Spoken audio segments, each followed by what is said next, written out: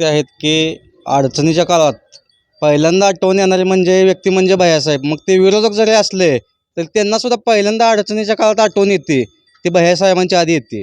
आपण त्यांना जरी मतदान केलं असेल नसेल तरी ती त्यांच्या साईडचे बगल बच्चे आहेत की ते भैयासाहेबांचा एखादा कार्यकर्ता कोण आहे आपल्या जवळचा नातेवाईक असो पाहुणा मित्र असो त्यांना हळूच सांगतात आपल्यावर काम करायला लागतं, भैयासाहेबांना बोलायला लागतं.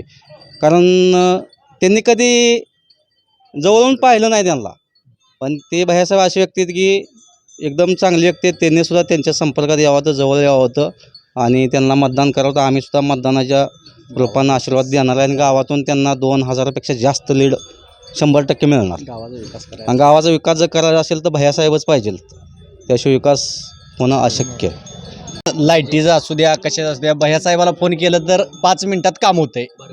बाडगळ पाणी असू द्या काय असू द्या अवेलेबल असतात भैयासाहेब.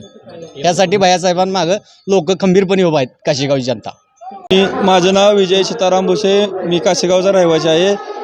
सध्या आमच्या गावात भैयासाहेब देशमुख आणि हरिभाऊ गवंदरे यांची हवा आहे. कारण गोरगरिबांच्या कामासाठी 24 तास अवेलेबल असतात. दवाखाना असू द्या, पोलीस स्टेशन असू द्या, रस्त्याचं काम आता बघू शकता तुम्ही काशीगाव ते 4 मैल रस्त्याचं काम एकदम असं झालं आहे की पोटातलं पाणीसुद्धा हलत नाही.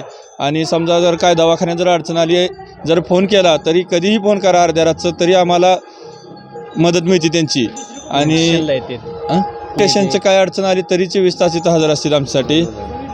पण आम्हाला सध्या पावसाच्या भरपूर नुकसान झालं अतिवृष्टीमुळे. भैयासाहेबांनी पाठपुरावा केल्यामुळं आम्हाला अनुदान मिळालं द्राक्षेचं.